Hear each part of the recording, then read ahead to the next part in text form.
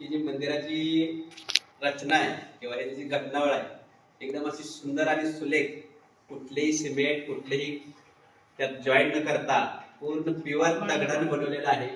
हेमाडपंथी हे मंदिर आहे. आपण आता आज जाणार आहोत. सीताराम लक्ष्मण भोळे शंकर आणि शंकराची पिंड इथं स्थापन केलेली आहे. तर ही अशी सुंदर नकाशी इथं पूर्ण हेमाडपंथी काळात बांधलेले आहे आणि हे पूर्ण दगडाचं आहे. याचं डिझाईन बघा किती जोरात आहे. आजच्या काळात असं बनणे शक्यच नाही. तसं सुंदर ही श्रीराम मंदिर करगली तालुका आटपाडी जिल्हा सांगली येथे आहे. आपण सर्वांनी सहपरिवार सहकुटुंब इथं आवर्जून आलं पाहिजे. इथली जी सात्विकता आहे, इथली जी पॉझिटिव्हिटी आहे हे आपण आवर्जून त्याचा लाभ घेतला पाहिजे, त्याचा आनंद घेतला पाहिजे. जय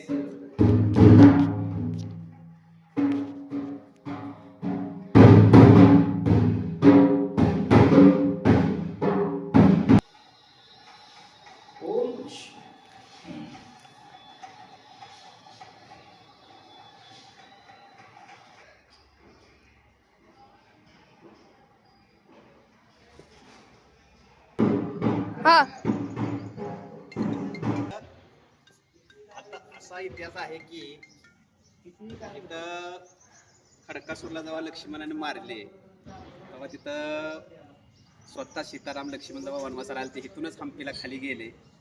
तेव्हापासून इथं दरवर्षी श्रीरामनवमी, हनुमान जयंती, शिवरात्री मोठ्या प्रमाणात मोठ्या उत्साहाने इथं साजरी केली जाते.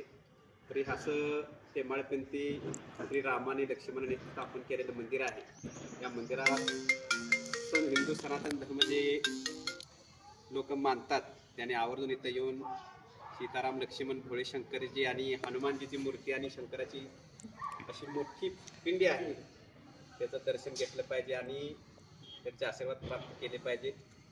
हे मंदिर बनवत असताना खूप सारे ग्राउंड आहे, जागा आहे, पाहण्यासारखं आहे. आणि त्याला आवर्जून सर्वांनी या इकडं कोणतं कार्य सुद्धा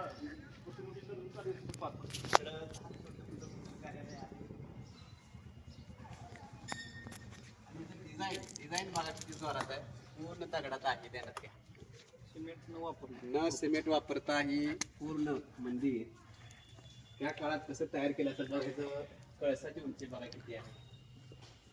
हे असं पुरातन मंदिर परंपरेच श्रीराम लक्ष्मण सीता त्यांनी स्थापन केलेलं प्राचीन श्रीराम मंदिर करगणी तालुका आटपाडी येथे आहे. तरी आपण सर्वजणांनी श्रीरामाचे सीतामाते दर्शन घेऊन दर्शन घेऊन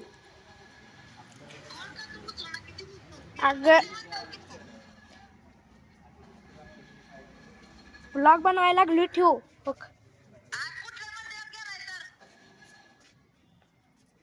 थांब जरा. सर्वांनी सहपरिवार सहकुटुंब आवर्जून इथं भेट दिली पाहिजे. पुन्हा सर्वांना एकदा श्रीरामनवमीच्या येणाऱ्या खूप खूप शुभेच्छा. जय श्रीराम.